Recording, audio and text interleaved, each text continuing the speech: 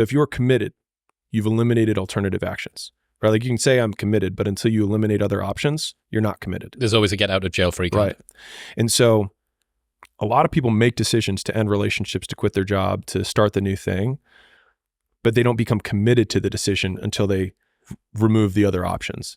And then you're forced to take action on it. And so I think actually defining those two different things. Now you could define, decision as to kill off, like decidere from Latin, but from a colloquial thing, I think there are two different instances. It's like, I need to change this, and then I do change it. And the making the decision is when it becomes a commitment. Why are unmade decisions so heavy? I think, at least for me, it's because I have this hamster wheel on the back of my mind where I keep playing out different scenarios. And so I keep thinking like, well, maybe I need to change what I'm currently doing. Maybe if I just rethought, like, cause I'm a big frame guy. So I'm like, maybe I just need to be thinking about this differently, right? Or maybe if I zoom all the way out, the earth doesn't exist. So maybe this doesn't matter. Or maybe I'm just making a problem that doesn't exist. Maybe the best action I should take is nothing, right? Like I reframe all those things.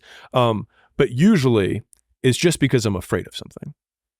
And then that's why I'm not making the decision. And I think once I name and put a face, and it's usually not even a thing that I'm afraid of, it's one person's judgment I'm afraid of.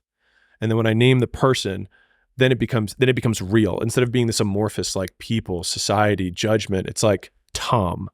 Like, do I really care what Tom thinks? I guess so. It seems like I'm not making this big change in my life because of Tom. Looks like Tom's more in control of my life than I am. Dude. So I remember this. When I was 19 years old, I was super angry, like all 19-year-old men, right? That's the standard default, right? I was angry at both my parents because I was 19, right? And I remember blaming them for everything, blaming them for my life, blaming them for not being a better person. I literally blamed them for being a bad person. And I remember realizing that when I blamed them, that I gave them control over my life. And then the idea that the people that I hated the most at the time were the ones who actually were controlling me was the thing that most sickened me, to then actually flip my narrative to actually taking control. Like that was the one thought process. Like my mother, I'm giving her control over my romantic relationship. Like my mother controls this?